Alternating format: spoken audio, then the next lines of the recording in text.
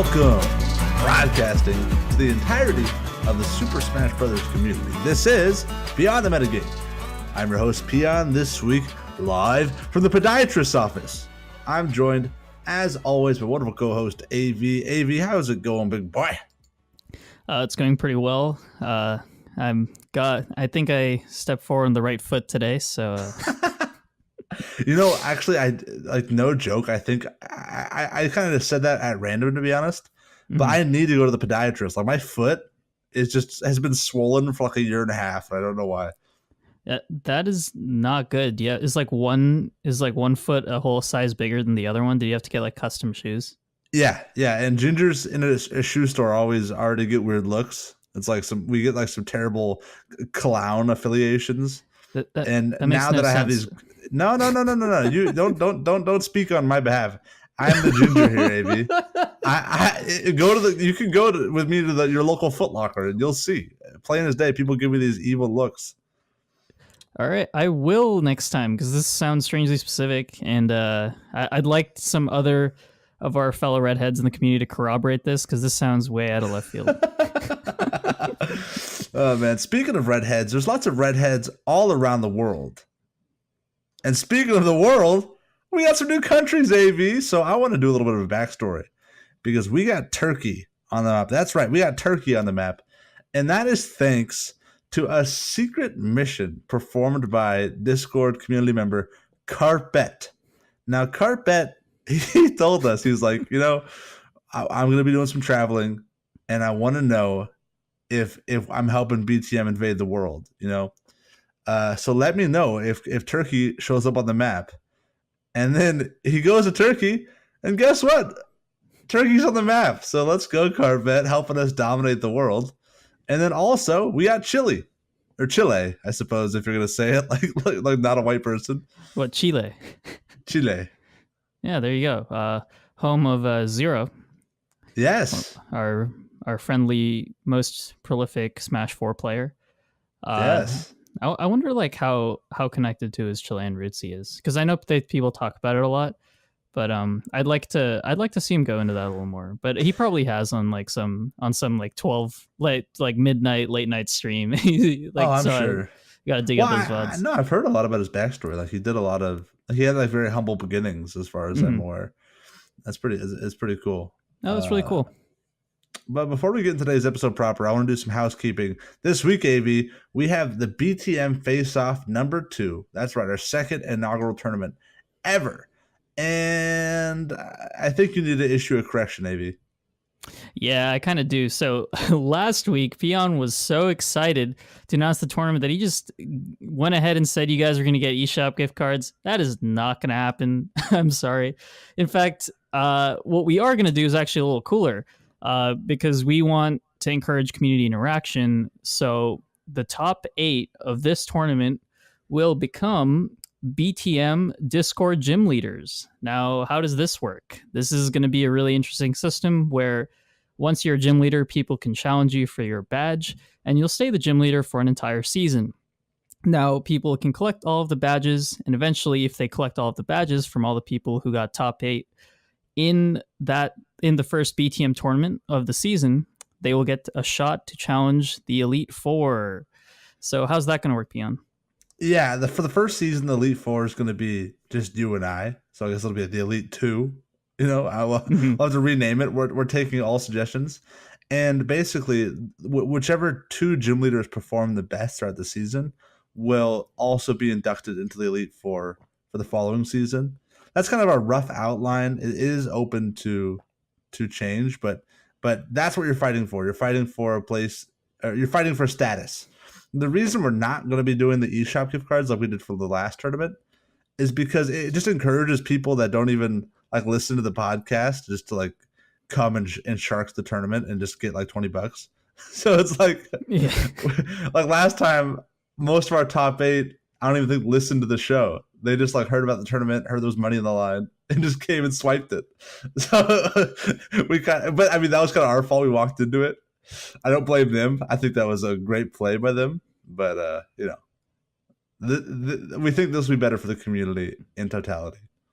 Yeah, I agree. I mean, there were actually a decent amount of our listeners in top 8, so let's not let's not besmirch all of them. But yeah. I'm not trying to. I'm not. Look, man. I'm not one to besmirch. I'm just saying there was some highway robbery that happened, and we want to amend that. Right. I'm just covering all our bases here. So, in other news, why don't we get on to what we're going to talk about today? I would love to, man. We're talking about plateaus, right? It's kind of getting that point in Ultimate's lifespan where we're going to get into it, but people, some of the initial shine has worn off for a lot of people. Some people are getting used to the game. They're not as eager to improve, and they're very likely still enjoying the game quite a bit and enjoying their interactions with the game. But they're not really seeing that same improvement that they were seeing a month or two ago. Avi, do you want to say anything before we dive into the conversation properly? Yeah, I think something to kind of look out for in our conversation is to figure out what stage you are. Are you at a plateau? Are you about to be, or have you left one? Knowing where you're at and hearing our suggestions for basically everyone's situation, and basically figuring out like what is a good way to have a good relationship with the game that doesn't involve like constantly having to refresh your experiences, so to say. I know that like when people came into Ultimate, it's like a whole new game, a whole new world for them. So making sure to get good experiences out of the game without constantly chasing this new drug of new experiences is probably the most important thing to look out for. Sure thing, man. So all that and more in just 1 second.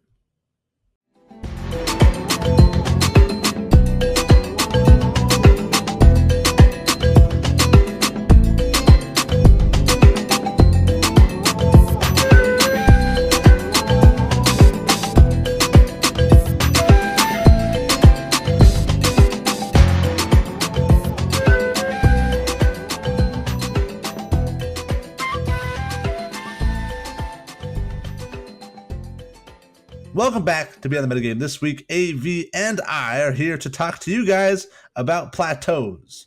Are you in one? Will you be? Have you been? Those are the questions I want to answer. But before we get too deep, AV, I want to ask you this. Where are you at with the game right now? Would you say that you're in a plateau? Or are you approaching one, potentially?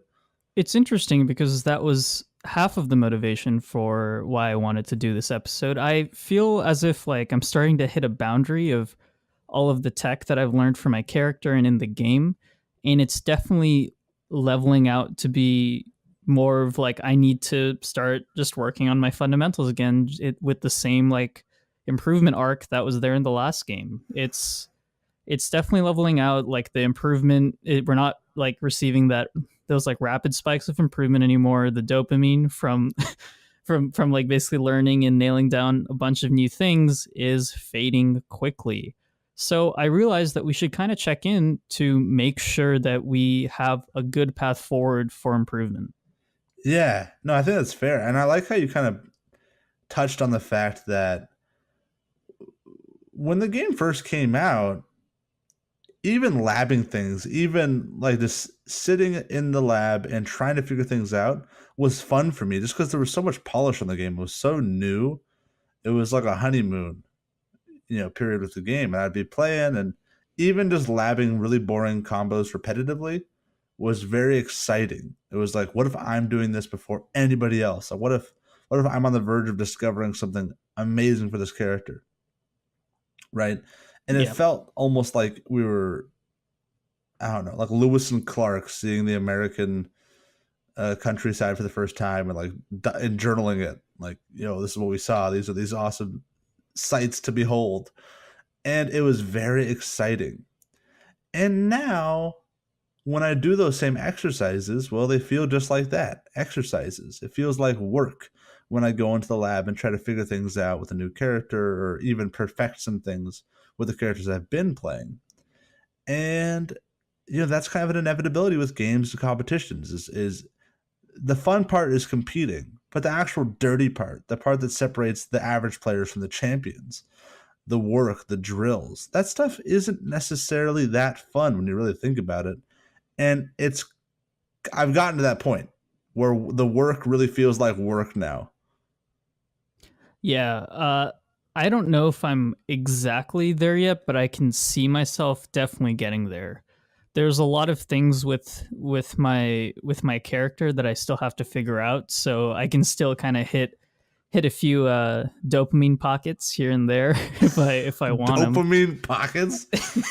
That's how I think about it. That sounds It's like some like advertisement for like gushers. Like they're just little dopamine pockets.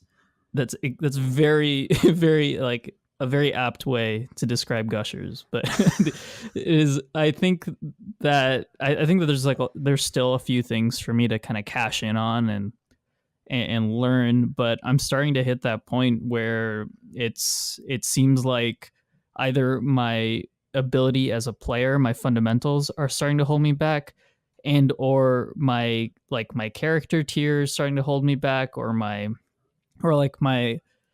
matchup experience. It's starting to become kind of the same thing. So what I was trying to think about it, and I was trying to diagnose if I was in a plateau. And the thing is I've been getting the same tournament results for like the last 5 weeks. And it's strange. Like I thought I've been improving. I thought I've been doing really well. But I mean, when I kind of step up to bat, it's been about the same. Well, that's interesting too, because it's also hard to like. Let's say if we look at relative success, so let's say tournament placements, right? Or maybe you don't enter tournaments, but you just play with your buddies, and let's say you're just winning the same percentage of time as you were 2 weeks ago.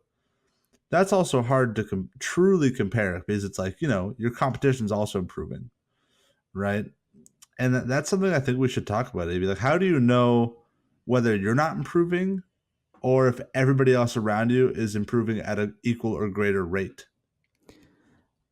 It's interesting to think about because you always have these like standard practice partners that you play with, and sometimes it can be easy to kind of create a closed system. If you play with the same people every time, if you have particularly small locals and you play friendlies with the same people, you're around the same people, it's sometimes very difficult for everyone to improve and for you to see improvement. Because not only is everyone improving at the same time, the learning experiences you get from playing the same people over and over again decrease. There's a diminishing returns from that experience. So as we go into this stage in Ultimate where people are starting to have to basically introspect more and think about like what really do I need to work on instead of kind of this low hanging fruit, it's might actually be like a big part of who we play. And I know you were talking about it's like how do we see if there's like if like we're starting to kind of plateau relative to the people around us. And honestly, sometimes it's really hard if we're playing the same people. Yeah, that's fair.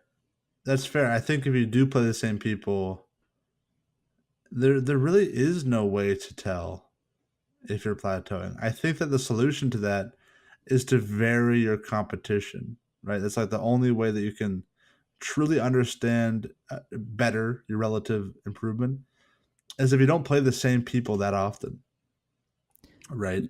Yep. And it's also hard in that same mindset to isolate what you're truly improving at. Let's say you play against the same guy over and over again, and let's say the first week, you win 3 out of 10 games, and then the next week suddenly you're winning 5 out of 10 games, right? It's like, okay, well, I improved, but what did you really improve at? The matchup, that specific character matchup?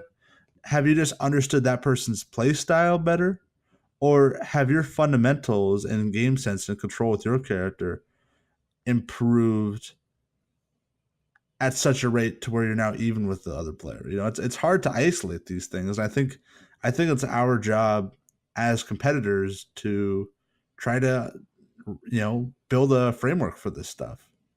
Yeah, absolutely. Like sometimes you can, if you're like playing your best friend in tournament, it's like that they're going to get up attack from ledge. Like you've like read it like so many times. Like you're standing at like a certain pixel that like triggers the thought of orange juice in their head, which makes them like which makes them like think about like orange juice and toothpaste in the morning, which makes them angry and it makes them get up. Wait.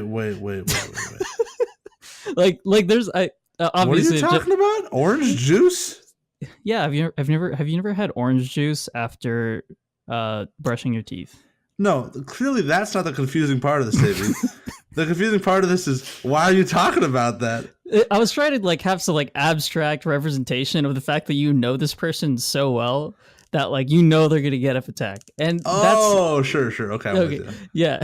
And then so like when they do, it's like, did you really, or are you really improving at the game? And that's a strange thing to answer, because in one sense, yes, like you are beating the people around you. You're using previous information to cash in and win games.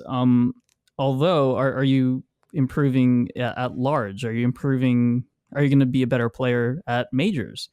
And the answer is likely no. And let me jump in on this. I think that we have to define what improvement is. I mean, improvement is relative to the person who's trying to improve. So, like, absolutely, my personal definition of improvement is you like, let's say I play 100 games against 100 random people who play Smash, right? From top level players to noobs, and what percentage of those do I win, right? If 1 month I win 70%, and the next month I win 75%, I've improved, right? That to me is general improvement. And then within that, you can say, okay, I've improved at this matchup, or okay, I've improved against this local guy in my scene. But if all you ever want to do is beat your brother or beat your sister or whatever, that's your end goal with all of this. Improving your win-to-loss ratio against them is improvement in its most pure general sense. That's absolutely true. I think that's fair. Like, it's like, where are your goals? What are your? It's like, if your goal is to be the best player in your region, then maybe your plateau is not necessarily a bad thing. In fact, in South America, there's something called a tepuy. Okay. It's a tepuy is basically a type of plateau, and it means house of the gods. So in one sense,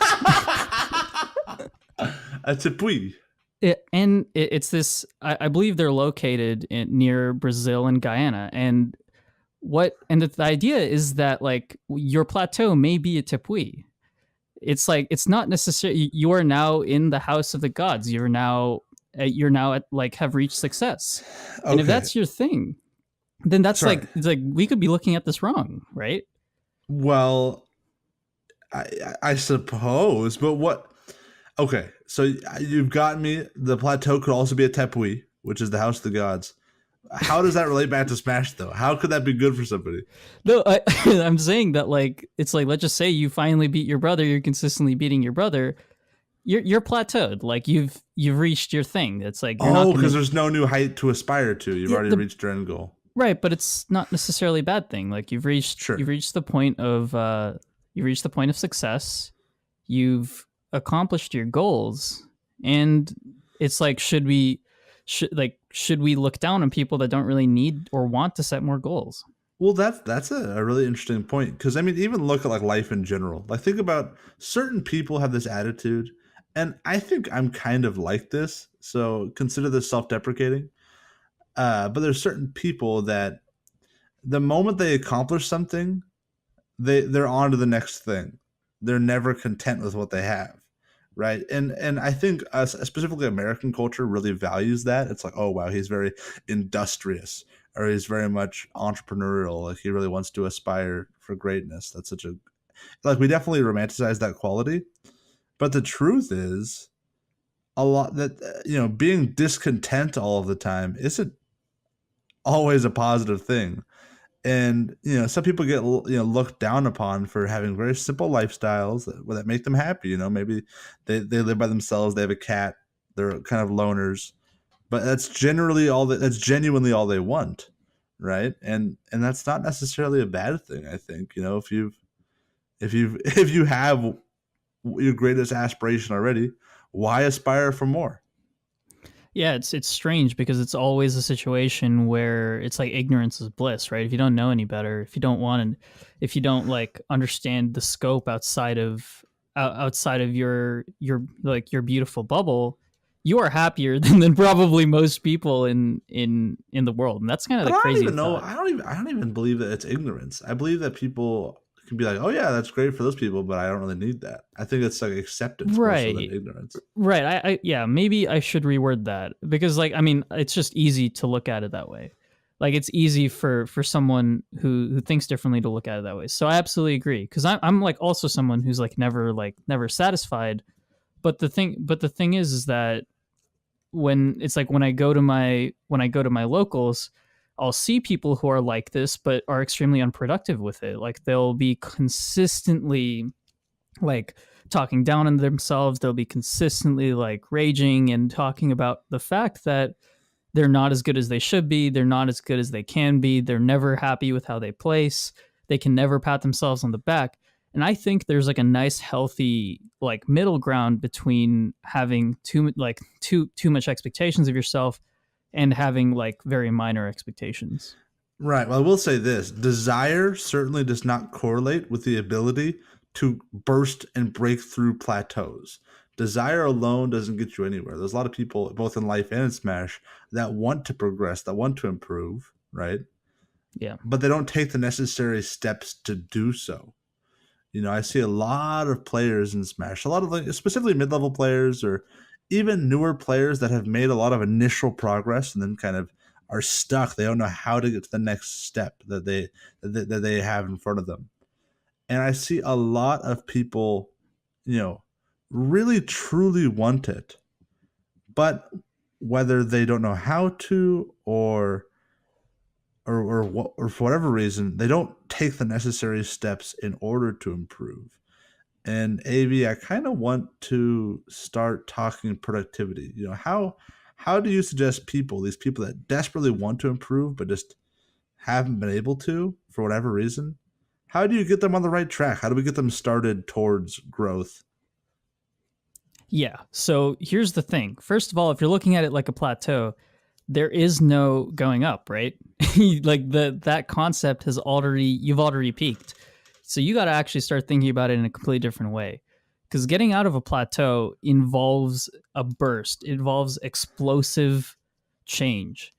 So like what you need to do is you need to think about it as like a stairwell that you need to make big jumps to improve or big jumps to get out of these flat areas where you don't feel like you're improving at all. Why do you think people who want to learn something or people who feel stuck in their workout routine go through these boot camps? Why do you think that there's like these 2 week, like 3 week boot camps for all kinds of things? And that's because people learn and people improve at massively higher rates when they are focused on one thing. When you have like this consistent experience of just like this trickle of like smash of like basically low key smash over 1 year, your improvement is going to be way slower than like someone who like does these kinds of like training bursts like every like 2 weeks or so. Yeah, well, So like that's so. yeah, Oh, sorry. no, no, Did you no, have go for it, go for it. What are you thinking about? like that's the thing is it's so often observed in nature, this concept of you're at a plateau and you have to either burst through it or the other side of the coin is take a step back from it. So like, let's talk about like the humanity's known this forever. I mean, we have a weekend for a reason. You spend 5 days at work, right?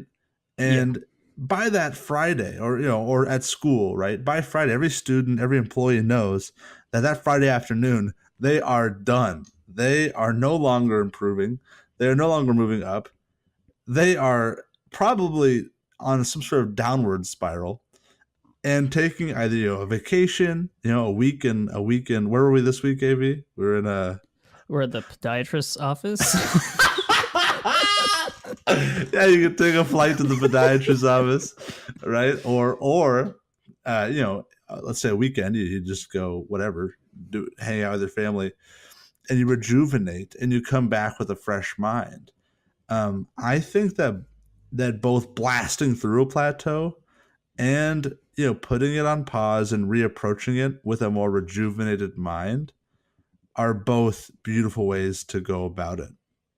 Yeah, I love that you brought up the thing about like taking a step back sometimes, because like that was really important to talk about, because this is kind of naturally observed. Like we'll see this in the community when people say, "Okay, I'm taking a break from Smash. I'm taking like some kind of like retirement period where they inevitably come back." It's always so But dramatic too. It's always like a twit longer, like why yeah, I'm leaving Smash or whatever. why like my character's forward smash has caused me to to fall out of love with the game. Yeah, they always have some specific complaint, don't And they? they'll reference like one like Twitch clip from like one jank thing that happened in a tournament. Yeah, this game's dead. But yeah, but I think one of the really important parts is that to actually approach these break periods, not be so vocal about them, and just accept, you know what, I'm taking a productive break for myself. I'm gonna come back with a reinvigorated like mindset to explode and get a bunch of experience and completely change the way that I look at the game. And these consistent changes are super important. Now, as many of you may know, when you're training at the gym, you don't want to be doing the same routine over and over again. The best thing to do is to kind of change it up and make your body adapt to new training experiences, because that places your body into a certain type of shock, which makes you grow faster. This can be observed very clearly in pretty much any learning experience too, which is kind of cool. yeah, I think you just like described the first chapter of 50 Shades of Grey. What? What? Come on, AV. Is that what you take out of this? I have particular interests, AV. I thought by now you knew. Look, I don't want to find your red room like on accident, man. Just tell me where it is, so I don't. So you're gonna, yes. Well, you got yourself a deal, AV. All right. But what were we even talking about?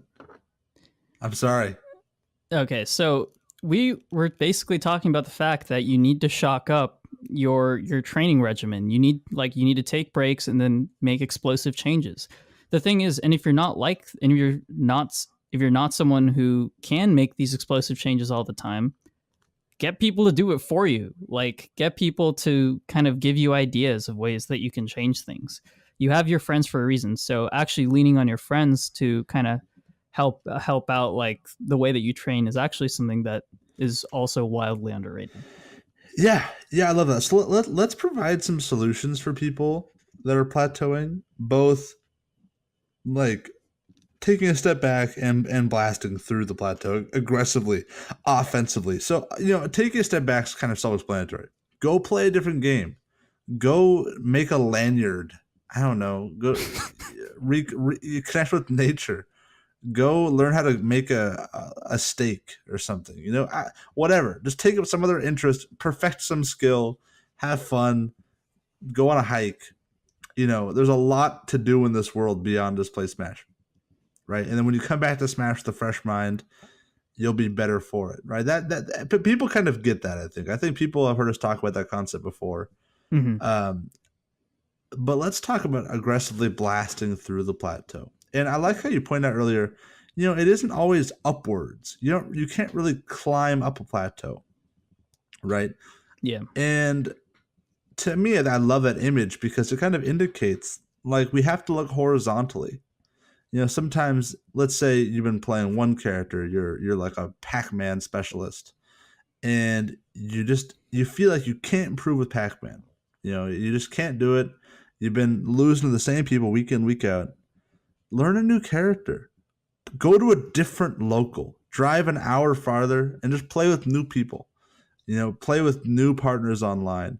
Just remove yourself from your previous conditions in as many ways possible, I think, and get like a fresh perspective while still grinding the game. Yeah, that is honestly awesome. An awesome way to like look at it. Switching as many things as possible in your environment is basically what helps you learn. Now, this isn't necessarily the answer for everyone. This isn't like a one quick trick. Like top players hate him. Like like this isn't Podiatrists hate you. podiatrists hate you.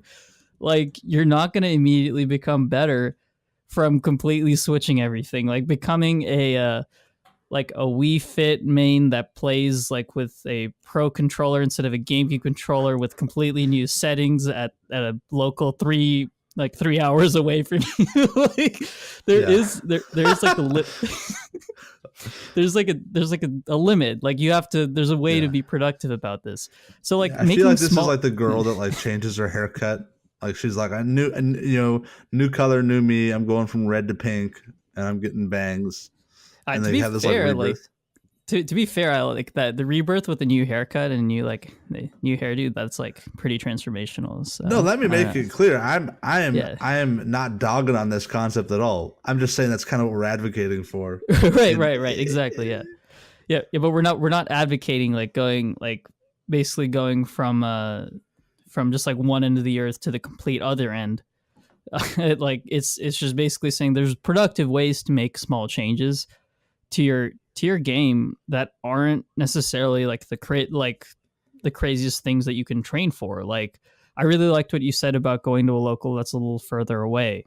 It changes up the people that you play with, and that's basically, as I've suggested before, one of the most important things to do to improve your game.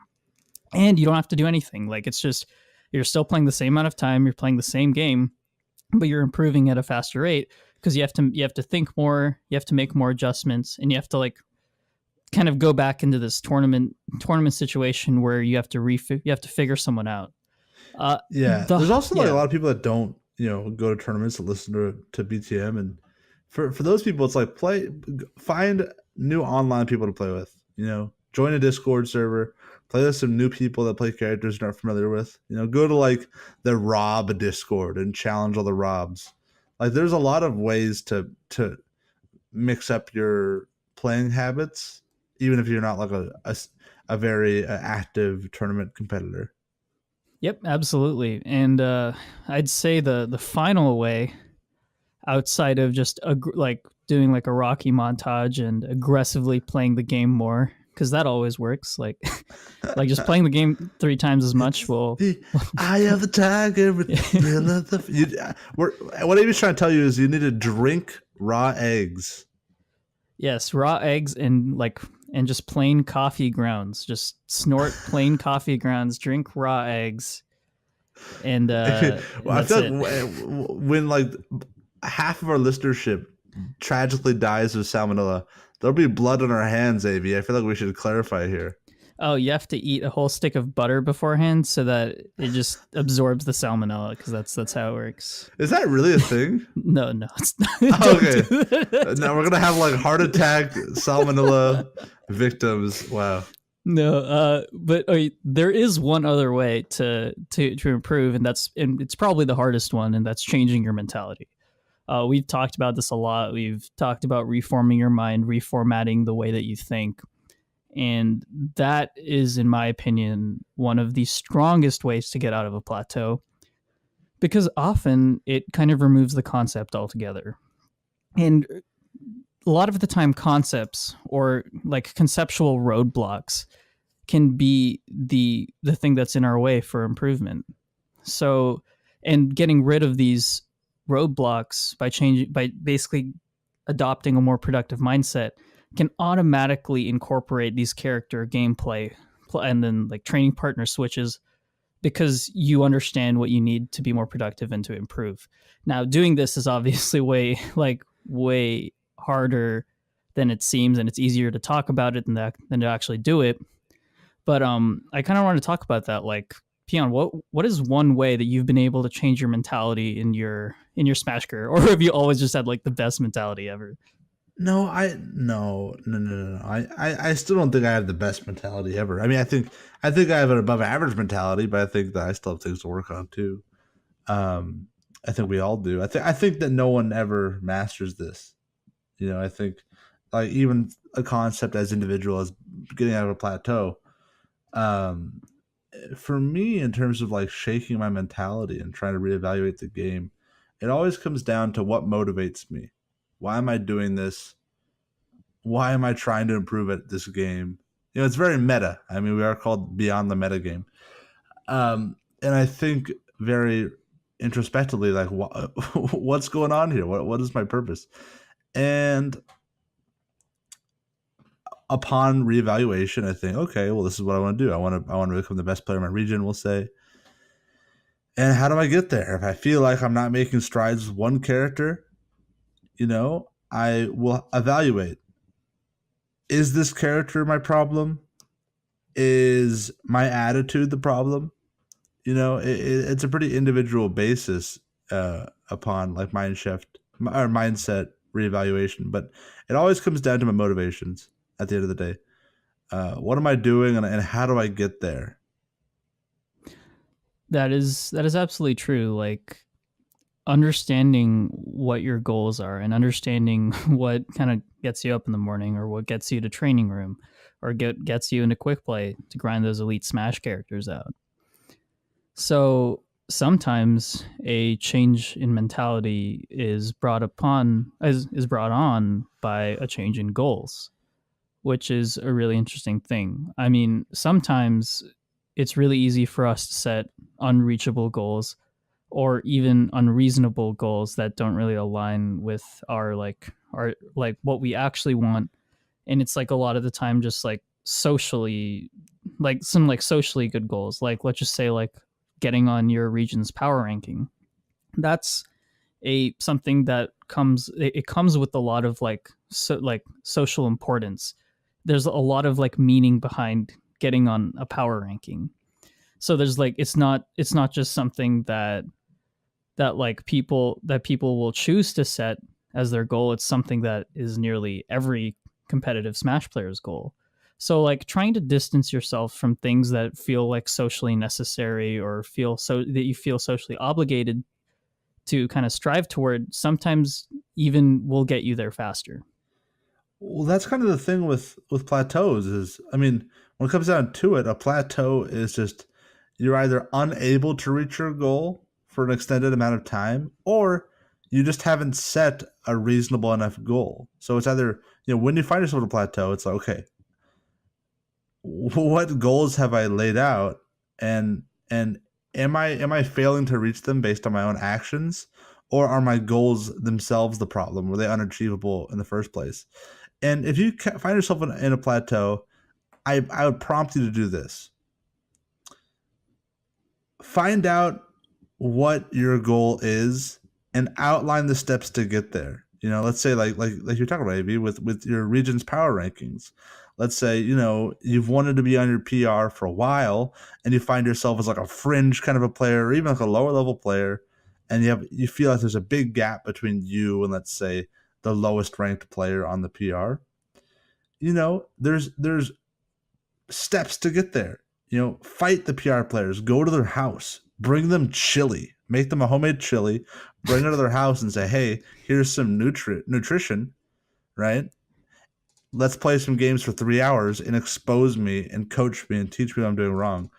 And, it won't take long before you start playing on that level, very likely. So that's how I would say you should bust through your plateau aggressively. You just bring them nutrients. Perfect your chili recipe. Just basically bribe top players with food. that's the BTM approved way of getting it. I agree. I agree. Your points are really good about just kind of, there's ways, very easy, productive, straight paths that lead you to improvement. I mean, will they 100% make you reach your goal? No, they're not going to, but it's like, but you will get better. You will get better. And that's the thing. Like, no, here's the thing. People think improvement is so nebulous in Smash specifically. And in life, I think people do this too, where like they're stuck in a situation and they're like, man, how do I get out of it? right? Hmm. And in this kind of malaise of discontent, they kind of just dwell and they sit there and they're like, this sucks. The situation sucks. I'm not improving. I'm not getting out of it. What's like, okay. I mean, what? Identify the steps to get out of it and get out of it, right? It sounds Yeah. condescending, and oftentimes people are in situations where they can't actually get out of it. Of course, right? Hmm. But I feel like plenty of times people don't enable themselves to properly grow, and specifically within Smash, I see a lot of people who want to improve, who act like they're entitled to improvement, and they aren't realistic with themselves about the steps they are or are not taking in order to accomplish the goals they have or should set. Yeah, I think there's a lot of accountability that goes along with improvement. It's like if you haven't improved, like you need to you know why you haven't improved. That's like the funny part. Like if there's ways that that if there's things that you could have done to improve, I feel like deep down, if you introspect enough, you'll get to your subconscious, and your subconscious will tell you like, yeah, I could have gone to that local. I could have done those drills in training, but I was thinking about it and I didn't. Like it's improvement is often easy to find if you can contextualize it in the frame of what you didn't do. Or it's like you looking at the negative space of like what of often like what you thought of doing, the ideas that you had to reach your goal, and then kind of looking at what you didn't do. So if you ever want to just kind of refocus and re-strategize for the next time you set a goal, it's really understanding is like setting expectations and setting a very clear path for what you need to do, so that when you stray off of it, it's really easy for you to course correct. And that's, in my opinion, one of the best ways to basically track your improvement and make sure that you're avoiding these like dreaded plateau situations.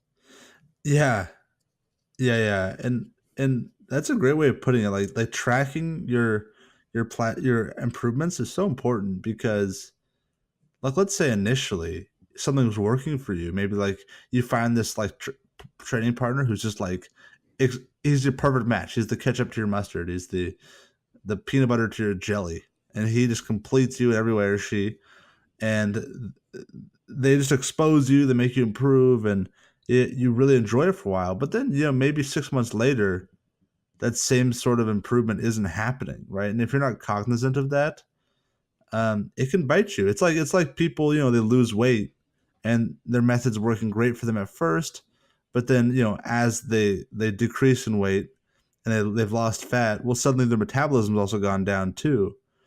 And now, even though they're doing the same thing, they're not having the same results. And it's like it's important to consistently reevaluate what you're doing and if it's still working.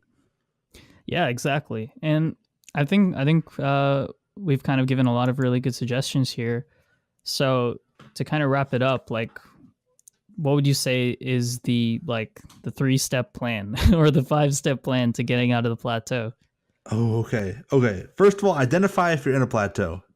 The way you do that is, um, you know, do I have a goal in the first place? Do I even want to improve beyond what I'm doing? And if so, have I been improving? Um, if you haven't, right, you have to then number two, reevaluate what you want out of this. What do I want?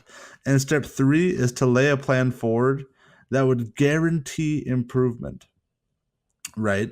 And would reinvigorate your excitement for improvement. So, play with people better than you. Put yourself in unfamiliar circumstances that feel new and refreshing and exciting. Do the other things that we laid out in this episode, and don't give yourself any option to not improve. Yep.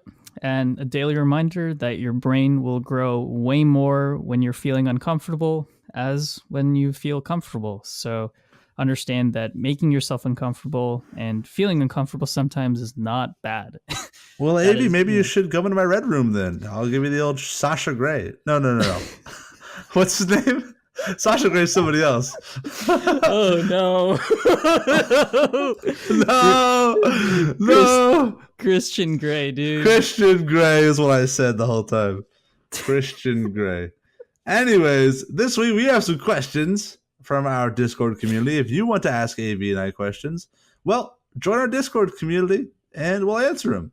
Our first one is from Grims.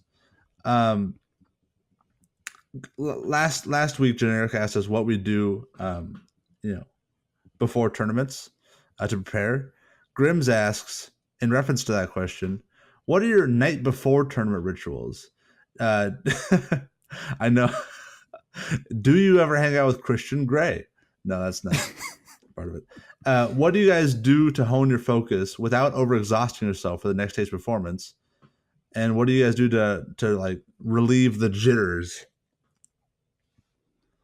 That's an interesting question. I don't really have any particular like actual routine because I don't know. I guess I haven't felt that in a while, so I think this is a Peon question.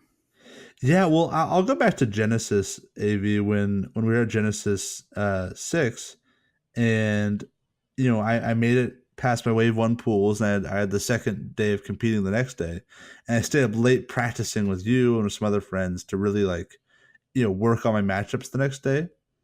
And I definitely had those jitters. I was definitely excited, and for me, I like to play a lot. I like to play. I like to identify, okay, what am I doing wrong? What are kind of some common mistakes I'm doing? And I try to just polish up like my bottom 5% of plays. I try to just button up all the things that I can quickly address. Like, let's say I'm missing my reverse aerial rushes or I'm messing up my short hop. I will just practice those flubs to really trim off the fat from my gameplay and feel confident going into the next day that, look, I'm a refined version of myself right now. Yeah, that's a really good answer. I do want to say that I'm not invincible to jitters at all. In fact, I don't feel pre-tournament jitters, but I feel extreme during tournament jitters.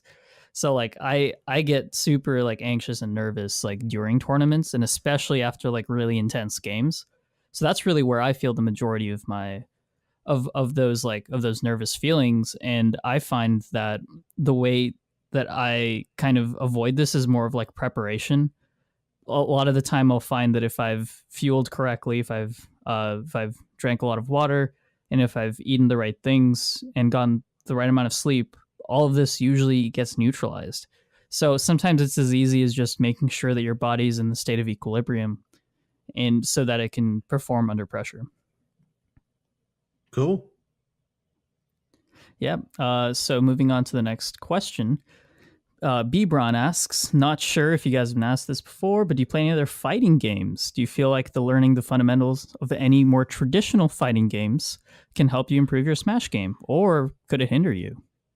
Yeah, I don't think it could hinder you unless, you're like a competitive Smash player and you just don't spend any time playing Smash because you like the other games more, but you still enter Smash tournaments, and you're like, oh man, I'm so rusty. I haven't been playing this game, right? I think it'll hinder you that way, but I don't think that playing other games will hinder your Smash performance at all. And I think that fighting games are really fun, and they do train your brain in the same way that Smash does in terms of reading your opponents and learning your opponent's habits and punishing them. And to answer the question, do I play any of the fighting games? Yes, I grew up on Street Fighter 2. Guile's my boy.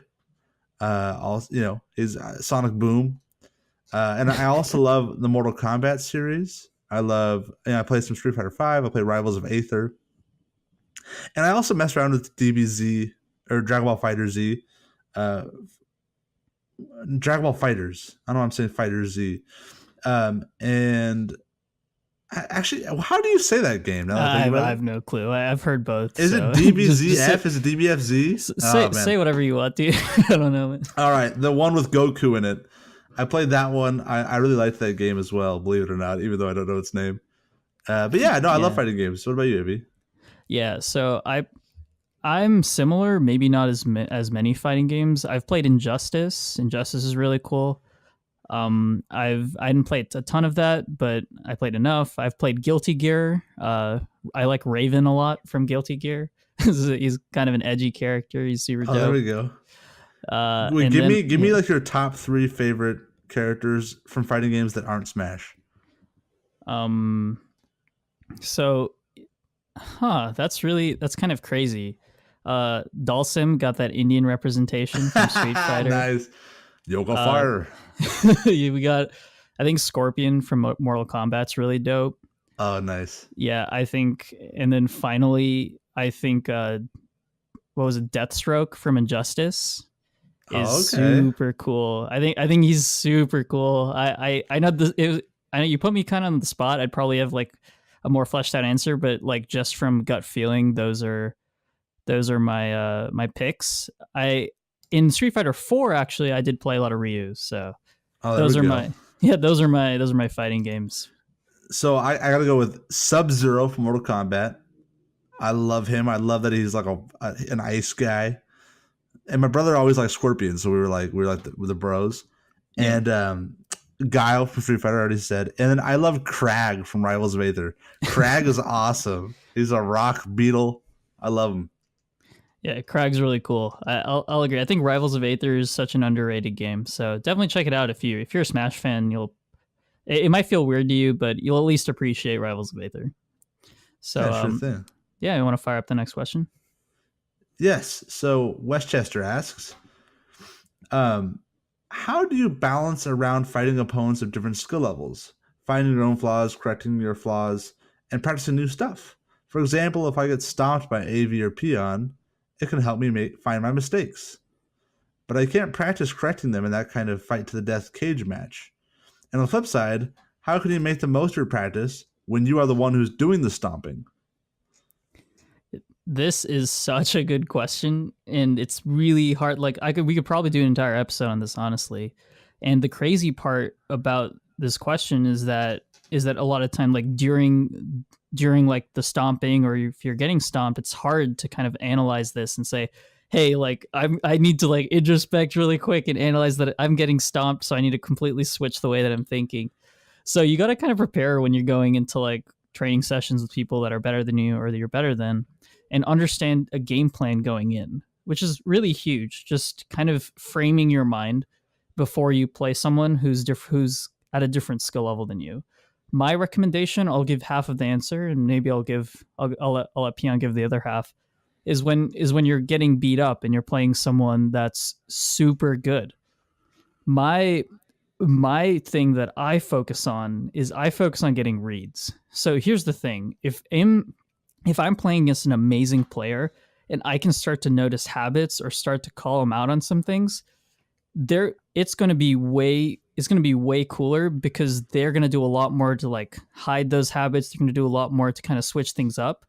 So I don't really necessarily focus on like any type of like fundamentals. I just play my game and just focus on reads and focus on like, how do I like improve at the mental game? Everyone has probably a different approach to this, so I'm interested in hearing what your thoughts on Peon and also the other half. Yeah, I have a pretty simple answer to this. It's when you're playing against people that are better than you, work on your defense. Work on, okay, how am I getting caught out? What mistakes of mine are they punishing? Like work on your recovery, work on your disadvantage state. Kind of compartmentalize the game and say, okay, this is what I can work on right now. When you're playing against people that are way worse than you, usually you'll have them in disadvantage. So you can really practice your combos. You can practice your advantage state, your ledge trapping, your edge guarding. All of the areas where you're in advantage. And I really compartmentalize it, and I really overthink it. And when I play against someone that's pretty equal to me, I really break down the neutral game and interactions where neither of us have a clear advantage. That's really cool. The reason that I kind of brought up the mental game when I'm playing against someone better than me is that sometimes a lot of this defensive improvement is natural. Like when you get punished for something, or when a top player is calling out your ledge option over and over again, as long as you're at least somewhat aware of it, these improvements can come naturally because you're just getting negatively reinforced every time you do something bad, which is why if you want to actively focus on something, I think that's different from kind of like going with the flow and just an auto correcting for things that are just going to happen during the game. Okay. And Westchester also asks, are there any relevant podcasts you listen to that you enjoy? So like Smash Bros. Podcast, fighting game, or other general competitive mindset oriented podcasts. I can't say that I listen to anything that's similar to BTM. I think we're pretty weird. We're pretty niche. There isn't like another podcast in the Smash world quite like us, I'd say. I listened, of course, to N64 Josh and Nightcrawler podcast, the Smash Bros. Cast. Love those boys. But I can't say that I do, honestly. Abhi, do you? Yeah, I don't. It's funny because we have a podcast about this, so you'd think that we'd do a little more research on other people in our area. But yeah, I mean, I've listened to the Smash Bros. Cast a few times. They're always cool for their topical episodes on improvement and learning how to play around certain characters. But other than that, I think that I'm actually kind of drawing a blank here. I mean, I want to ask you what your just general podcast recommendations are, because I know you're a huge podcast listener, just outside of this. So line that up. I'm a voracious podcast listener. That's part of the reason why I wanted to start one. My favorite podcast of all time is just like, I think it's like 7 or 8 episodes. It's called S-Town. A producer for NPR made it, and it's about this guy who goes to this remote town to solve a crime with a very interesting, very educated hillbilly, essentially. And he's this very, very, very peculiar man who has a very interesting worldview, and the story becomes a lot more than you initially think it will be. And it's a true story. It's all real recordings, real phone conversations pieced together in a way that was like made me laugh, cry. It's called S-Town, and I think everybody would be better off having listened to it. Yeah, speaking of like popular podcasts, I forgot that I've also listened to Serial. I know a lot of people probably have if they've listened to podcasts, but Serial's really dope. I love Serial. Yeah. Serial's actually produced by the guy that made S-Town. Oh, that makes a lot of sense. Yeah. That's really it's cool. A lot of the same team. But yeah, cool. And our last question this week is from, I'm not sure if it's Mochi or Moch or Moche. I'm so sorry. They just joined the Discord, so I didn't have a chance to ask them. They joined and immediately asked a question, which I like to see. So thank you so much for your question. And they ask, have either one of you guys been in a Yeet Smash video? The answer is yes. I've been like 5 of them, mostly just getting bodied by. I think one where I just got absolutely bodied by Toon Link. I don't remember any of the. I don't remember any of the other ones, but that one stuck out for me. I think I was doing the bodying maybe once out of the 5 times. But what about you, Peon? I've been in Yeet Smash a bunch of times, probably over 10, because whoever Yeet Smash is, when they first started specifically, for some reason, like the channel that my local was streamed on was like featured almost every week, and I was on stream a lot, and so I'd be in there a lot. But actually, funny enough, one of our most active Discord members, Kemor, who those in the Discord know and love, is this kid from Germany. And he found the podcast because I did this sweet, like it was the sickest Captain Falcon combo ever on Eat Smash and Smash 4. And he's like, man, who's Peon? And he looked me up, and he found me on the metagame, and then he's been a huge member of the community ever since. And it's so funny because without Eat Smash, we wouldn't have Kemor as part of the BTM community. That's really funny. Honestly, I think that's like the coolest thing. I mean, if you want to know, like that Eat Smash video is actually really dope. Like Peon's combo in there is pretty legendary, so I think we'll link it in the description so all of you guys can see it. Well, Abhi, I think that kind of brings us to our show's conclusion. No more questions this week. It was a lot of fun, both talking about plateaus and talking with you about these questions here, Abhi. Where could people find you?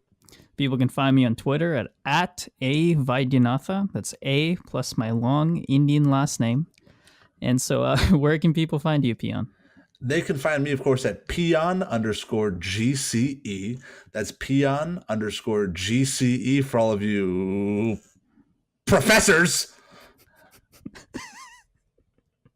And you can find the show at Beyond Metagame. That's right, at Beyond Metagame. The show is called Beyond the Metagame, but Twitter did not allocate any room for the. And guys, you can find both AV and I at our Discord server, which will be linked below. But for now, that is all. And always, thank you so much for listening. Goodbye.